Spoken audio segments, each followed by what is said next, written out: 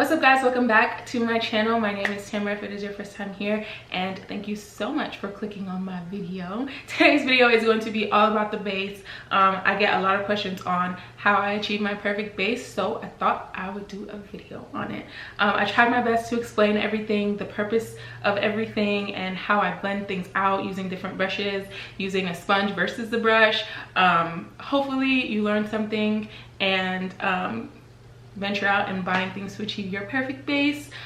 Please don't forget to like, comment, and subscribe to this video, and comment down below what your favorite foundation is. I'm actually on the market for a new foundation just because I want to try something new. So if you have a favorite foundation, please leave it down below. And yeah, let's get started. Okay, so the first step to doing your makeup is basically taking care of your skin. I had a coworker of mine ask me if I do my complete skincare routine before I apply my makeup, and I was like, yeah girl, we wash, cleanse, tone, and heavily moisturize this face, okay? I might not complete the whole 15-step skincare routine that I do at nighttime because that's more of a nighttime thing for me, but whatever your skincare routine is for the morning, I guess, or before you leave the house, or you know, just basic across the board skincare routine. Make sure you wash your face. If your skin tend to be dry and flaky, maybe exfoliate, tone your skin, and heavily moisturize so that your makeup can apply well.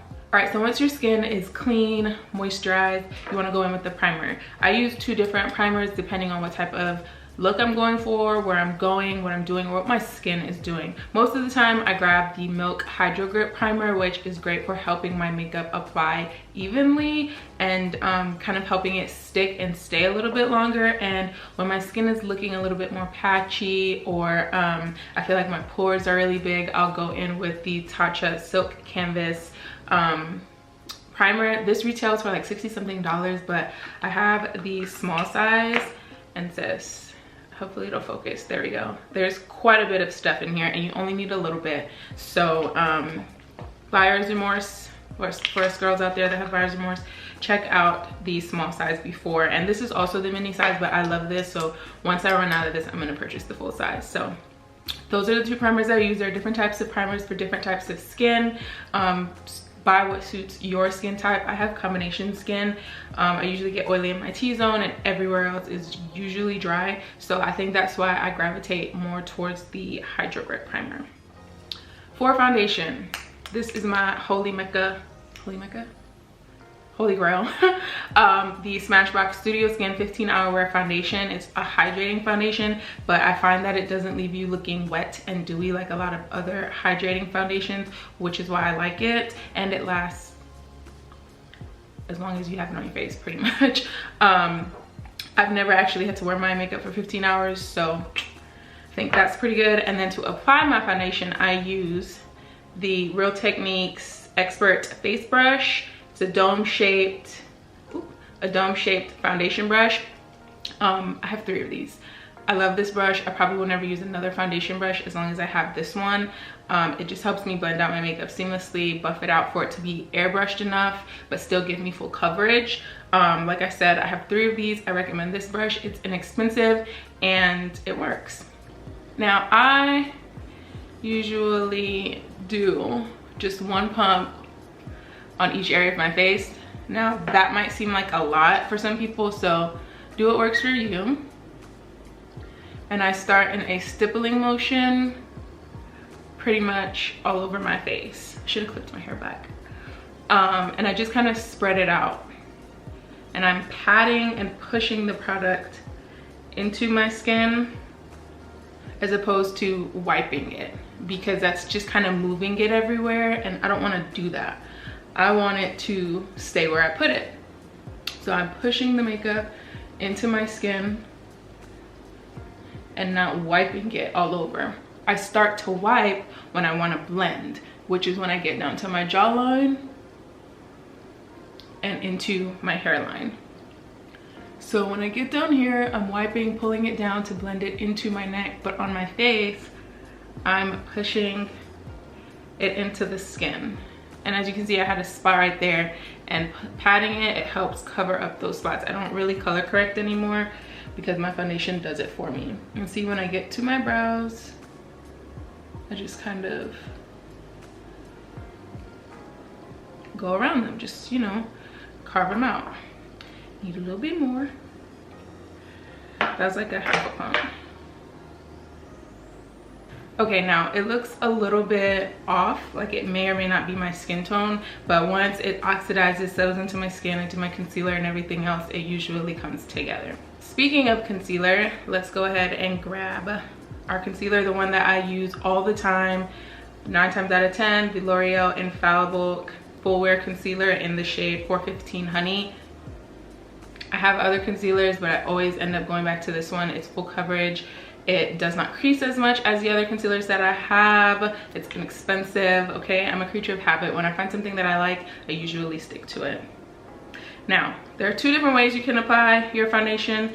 I usually use a sponge, but depending on the day, I might grab a brush. So I'm gonna do one side of my face with a brush and one side with a sponge to show you both.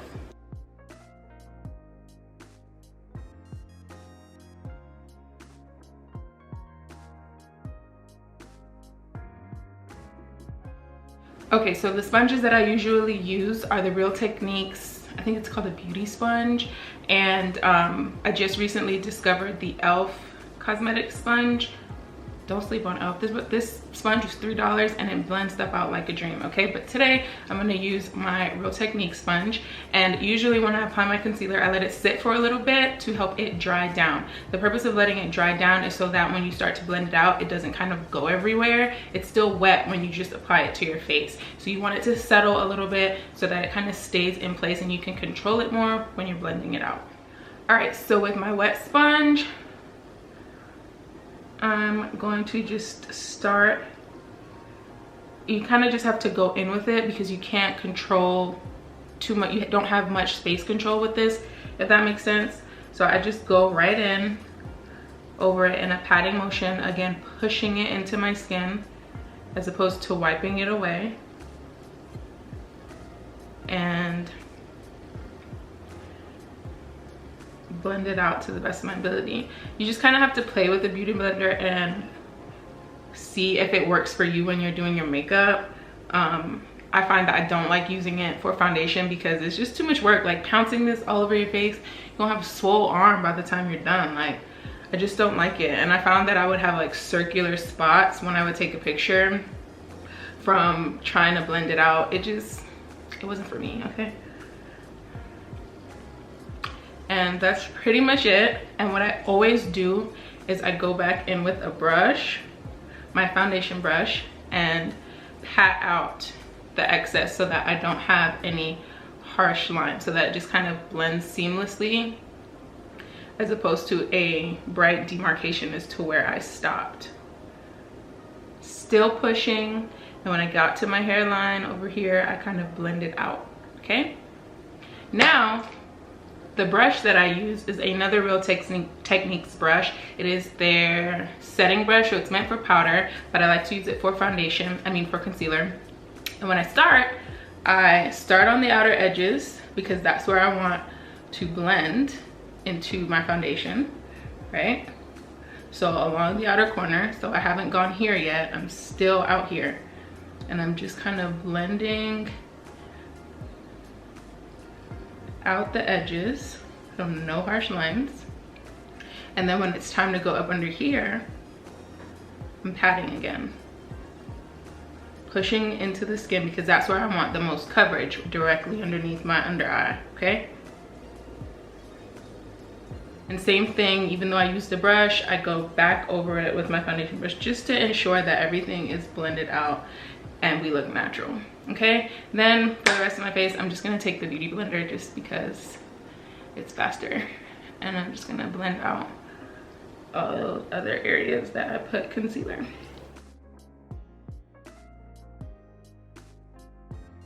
Okay, it looks like skin to me.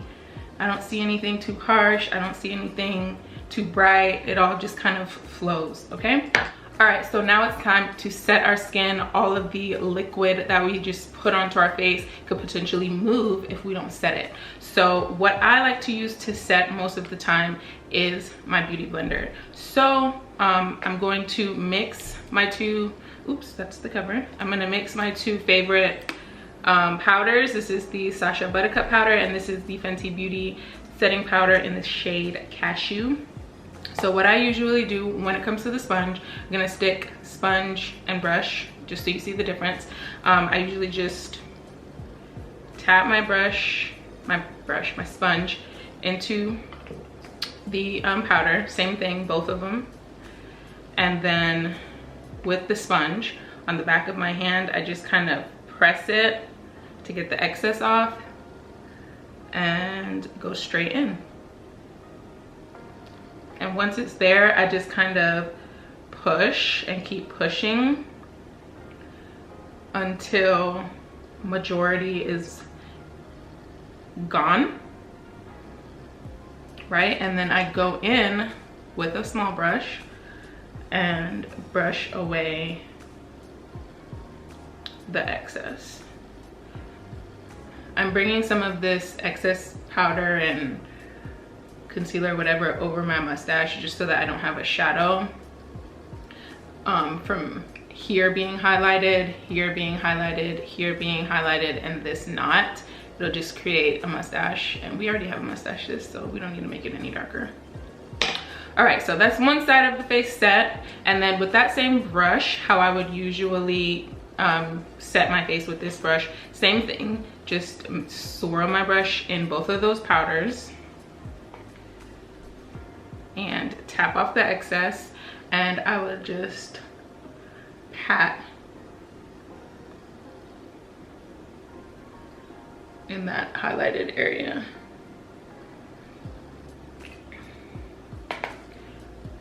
One kind of sometimes proves to be a little bit more natural looking, but at the end of the day, we're just setting our under eye. Like, I don't think it's not rocket science. Just do what works for you. Basically, that's all makeup is, figuring out what works for you and what looks best on your skin, what tools you're more comfortable using to achieve the look that you want. It's all trial and error. Like, nobody figures it out on the first try. I'm still figuring stuff out, okay? It essentially looks the same, no? Same goal, different tools.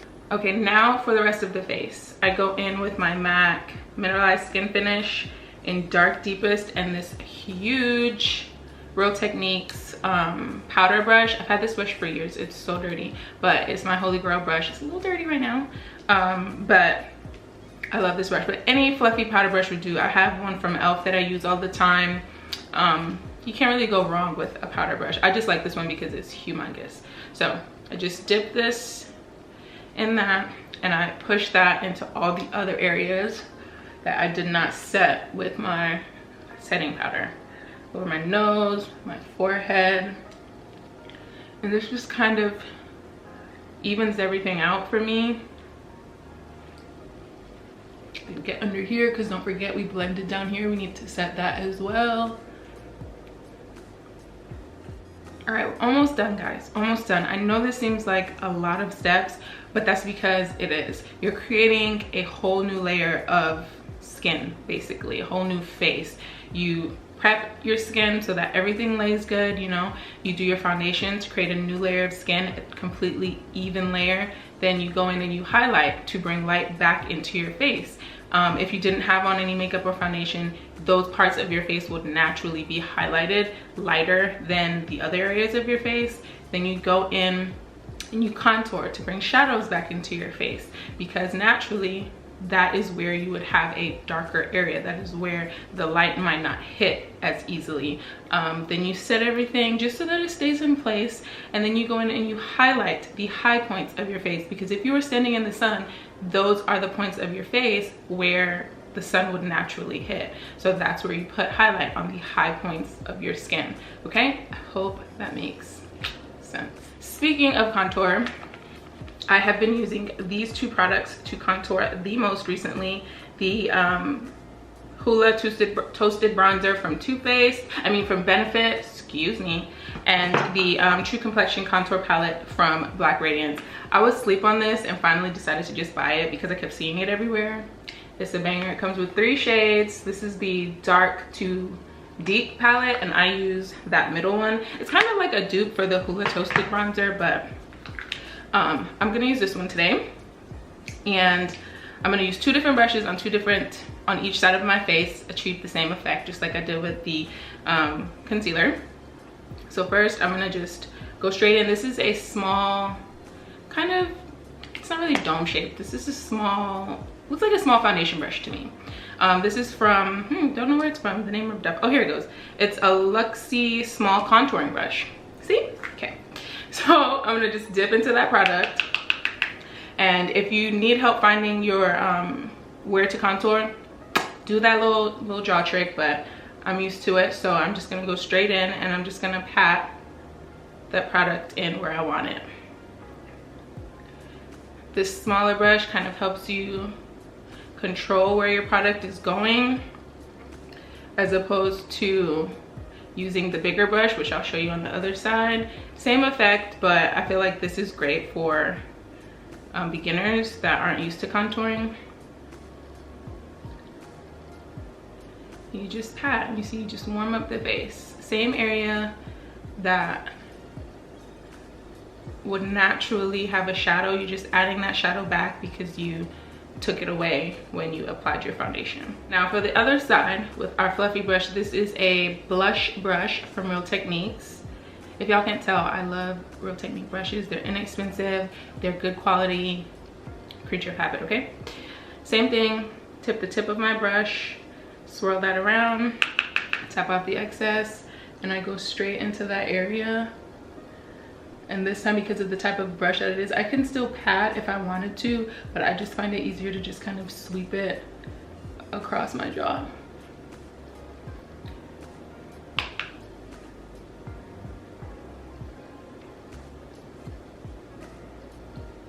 I said across my jaw, across my cheekbone, excuse me.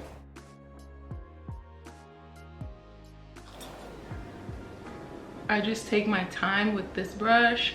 Because it's so big, it can get real messy real quick. Same thing, bring it up into the hairline.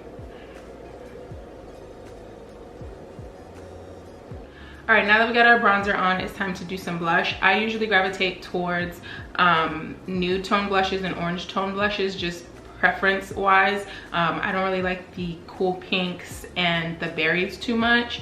But since I have on eyeshadow and I could potentially do a colored lip, honey, I'm gonna stick to the nude blush. This one is, if it'll focus for you, come on, there we go. It's a nude blush from Makeup Revolution. It's actually called Nude, and I like to use that on a fluffy brush. This literally just adds a slight flush to the cheeks. And some people don't like blush at all, which is fine. It took me a while to figure out what I liked and what worked for me, but I use this just to add a little bit of color back to my face. The slightest hint. It looks natural, it doesn't look forced, which is why I like the nude shades. I use the orange shades more when I'm going out and I'm gonna be in the sun and I want my skin to look bronzy. Lastly, we're gonna do highlighter. Last step, guys, we're done. We're gonna do highlighter. I'm using today, holy grail for me, Fenty Beauty, which one is it that I use in here? Hustler Baby. Love this stuff. Okay, let's see if you can focus that for you. There we go, so pretty, honey. All right, so I usually use a fan brush just because I just like where it applies it, but again, two different brushes, same effect. I'm gonna just dip my fan brush into that color, and right above the blush, it's like a 3-layer effect. Contour, blush, highlighter right on the high points of your cheek, okay? And I just place that.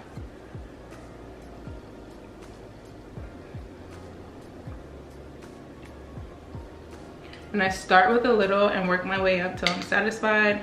Honestly, that's enough for me. We're not going crazy today. Or maybe we will. Okay, and then for the other side, this is the Morphe M510 brush. It's just a fluffy brush. It's like a jumbo-sized blending brush to me. Same thing, into that product, and just pounce that all over the high point of my cheekbone.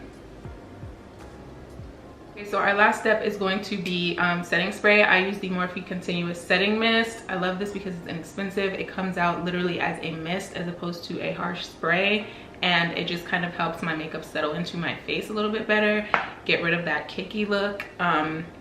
They have different types of setting sprays for different types of effects. You can get one to look more dewy, to look more matte, to help your makeup last all day. They have all different types, so you just pick which one you would want. I like this one because it just kind of helps bring everything together. So don't drop it. Give yourself a quick little